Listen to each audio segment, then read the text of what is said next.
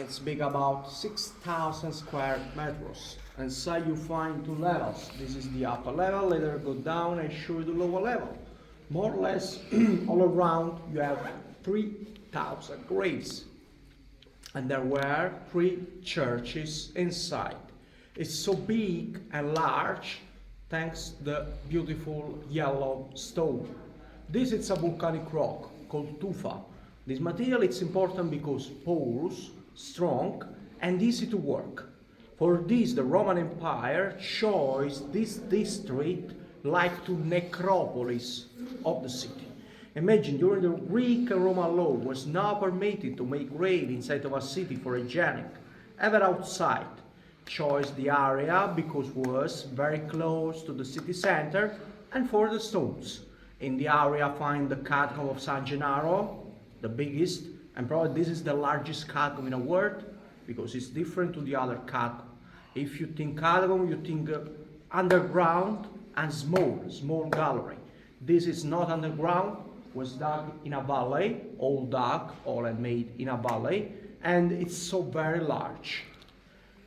Find a second catacomb called San Gaudioso and save your ticket because you have 1 year for see the second catacomb, the Catacomb of San Gaudioso. Your ticket valid 1 year. When finish the tour here, for example, you exit from the second way and in 10 minutes you find the second catacomb. Just show your ticket and you have a tour in English for free in a Catacomb of San Gaudioso. And in the end find the last place called Fontanelle Cemetery. The Fontanelle, I'm sorry, now it's closed. The Fontanelle, it's a big cave like this, but inside of the Fontanelle find the bones, the remains. The old city of Naples, the old bones about the old cemetery of Naples moved outside of the city during the French Kingdom. Napoleon era, 1806, there was the St. Cloud Edict. Napoleon decided to close and clean the old cemetery like this and decided to move the bones far to the city center. Or this way all around don't find the bones. All are in a fontanelle. That means a fontanelle cemetery you find probably like you see 50,000 bones and skulls, underground 2 or 3 million bones and skulls. Okay, but I'm sorry now it's closed. I don't know when open again, probably in the summer. Okay, the history, that means the first room in a catacomb was dug during the 2nd century after Christ, 1900 ago. It was dug in a lower level. It was pagan, Zeus, Mars, okay? Changed for Christian only during the 3rd century. Changed again, 5th century after Christ, when the people of Naples moved here the bones of San Gennaro, the patron. Moved San Gennaro, big, was changed, dug again, and 6th century after Christ, for example, at this last part. So now let's talking about our graves. Inside you see 3 different type of graves. The fossa on the floor, number 1. The fossa was for poor people. Imagine, are deep. There were inside 4 or 5 bodies. The beginning not have a box, was just covered by sudario, like Jesus Christ material, okay? Different level, when full close ever with a marble slab. Not find many marble because expensive material, stolen or used again during the medieval era. Second, called loculi, all around. The loculi was for 1 or 2 bodies, no more. Okay? If you want to split, like poor people, medium people, rich people, of course. This was a chapel, was called cubiculum, was a chapel family. And inside you see the 3rd type of grave, that means this one, called arcosolium, because composed by an arch decorated with fresco or mosaic, a solium for a body, 1 body inside, only rich or religious. Very, very expensive, okay? We know it's the sun, we know in this case you find the saints because we know thanks to the iconographic. Inside of a fresco find different things like the iconographic of a saint here, or for example, for the first time I show this, like a family, a beautiful Neapolitan family. Now let's talk later, take your time for picture. Look, if you look here, you see a beautiful Neapolitan family. This fresco is composed by 3 layers because this family died in 3 different moments, all together in a last. The first to die, you see in a center, was the child. You read the name, Nonnosa, and the age was only 2 years and 10 months, Roman letters, okay? Was very, very young, but this was normal in the past. Look all around, you see different graves for child and children. Nonnosa has a beautiful red dress and a crown up. The crown up represents her innocence, because they're young, for her paradise, of course. Imagine for a Christian, the arch is like to a bridge. Take the soul down and move into heaven. For her, of course, paradise. Second to die was the father, was a Byzantine man. This is Oriental style. Naples, 6th century, was under control of Byzantine Empire.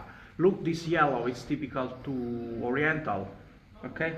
Like Turkish or, okay? Was a very rich man, of course.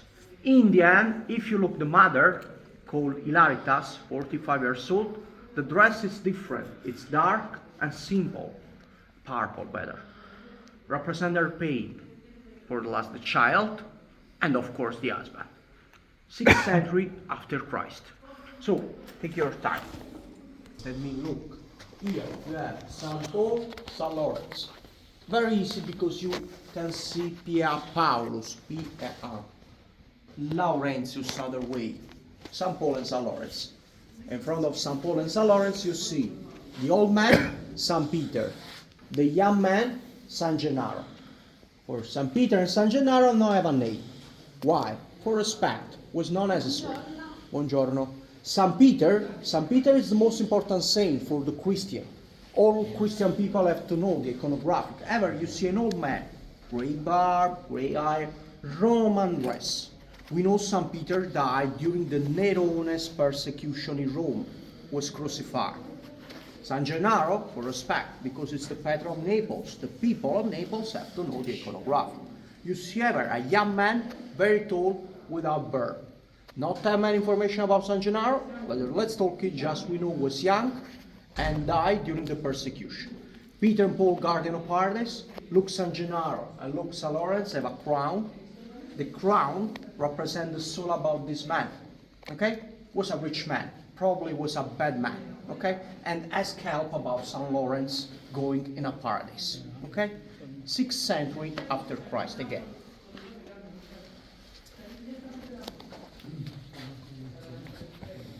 And now I have to show you the whole upper level, because look, this was a church. When the people of Naples moved the bones of San Gennaro, over there, later I show you, made the San Gennaro's grave. That means San Gennaro, patron of Naples, many people came here and prayed. And it was possible, made a church.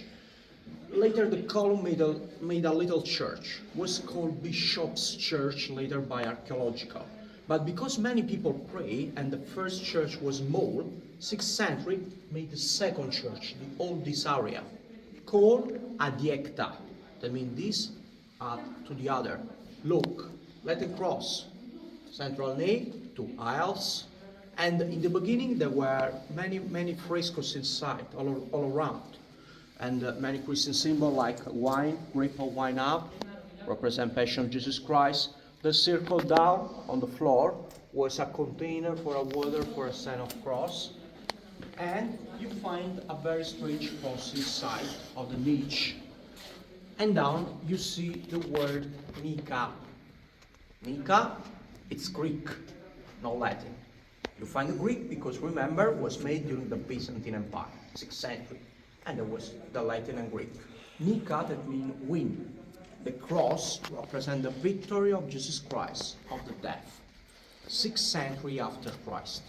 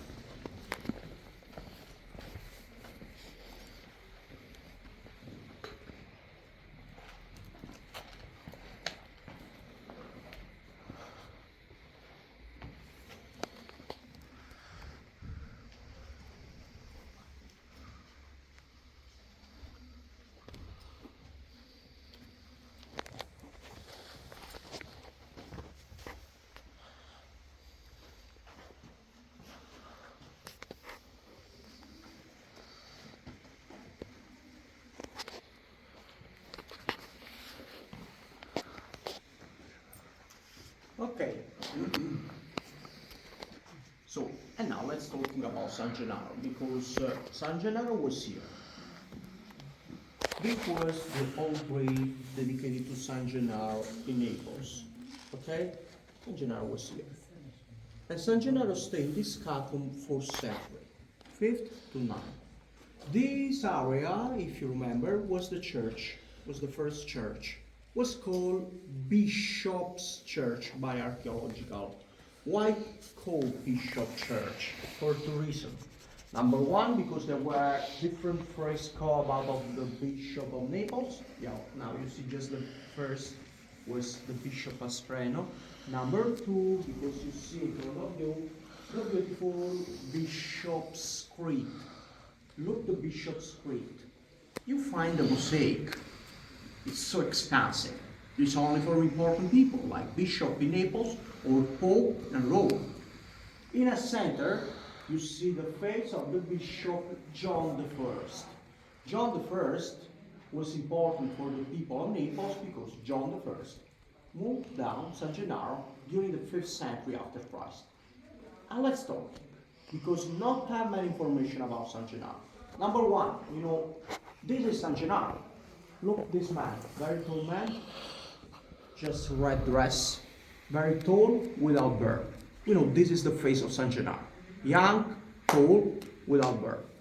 We know San Gennaro died in a little city of Pozzuoli, close to Naples.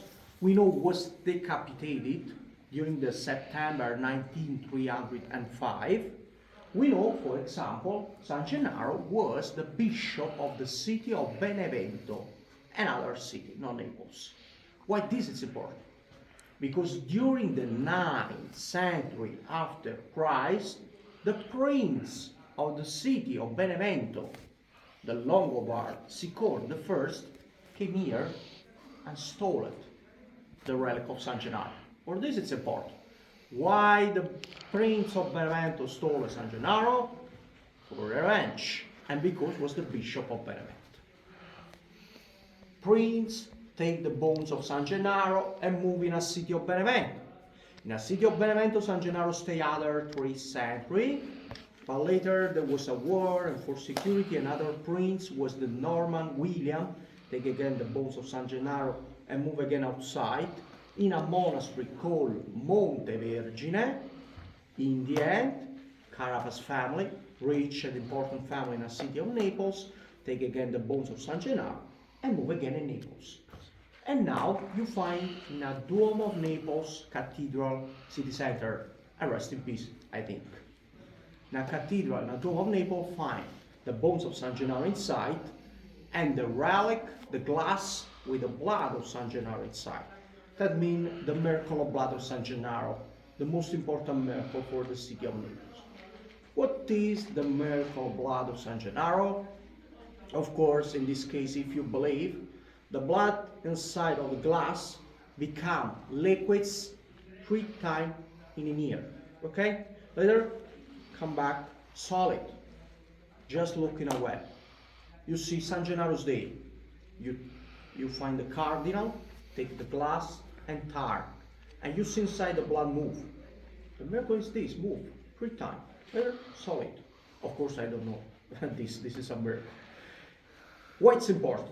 Because if you not tap on the miracle of blood of San Gennaro, it's like a bad omens. Okay? It's been a terrible thing in a city. Many times I have the miracle, I have terrible thing like plague or cholera, war, earthquake, COVID. For this way, the people of Naples, if you not tap on the miracle of blood, for emergency, ask about the other 51 saints of the city. Because in Naples the total saints are 52, not only San Gennaro. No miracle blood, I have a problem. I ask for emergency about the other 51, for save my city and my life. The day are 3. September 19, when died, when was decapitated. December 16, when, from the legend, San Gennaro saved the city from eruption of the Vesuvio. Because it's the patron of Naples, because it's like inflammable, okay? It's most power to the Vesuvio, and the Vesuvio is active. The third date is the first Sunday in May, when San Gennaro and the other 51 saints of the city, remember, move in procession, because in Naples the saints are 52. For example, not happened many times. 1636, have a plague. Many people die. Not happened the miracle of blood. For the legend, the people ask about a North Italian saint called San Gaetano. For the legend was San Gaetano stopped the plague, like to a big rain or a storm rain or clean the city about the virus.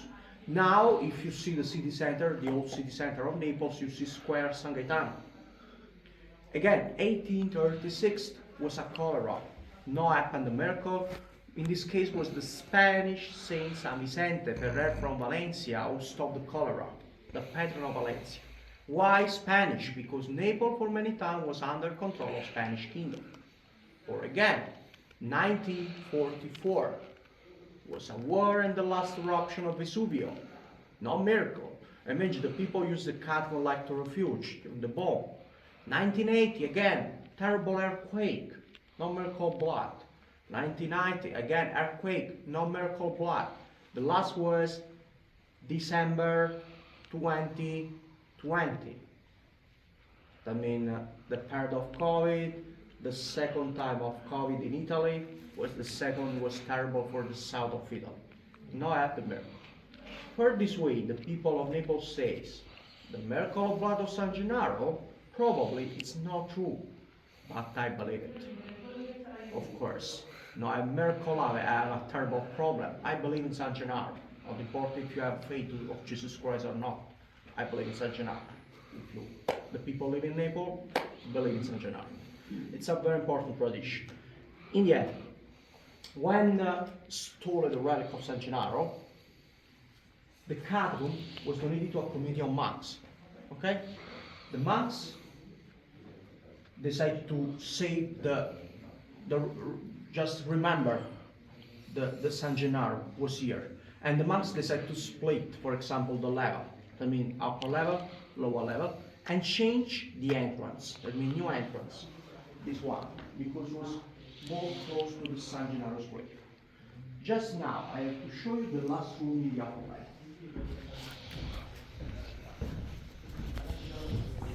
level. This room is the oldest room in the upper level. Remember, 1st, 6th century Byzantine. San Gennaro, 5th century after Christ. This room was made during the 3rd century after Christ. And if you look all around, you see the Pompeian colors, the Pompeian styles. That means the 3 typical Pompeian colors. Blue, yellow, and the red is the famous Pompeian red. You see the same red in Pompeii, okay? What is the difference?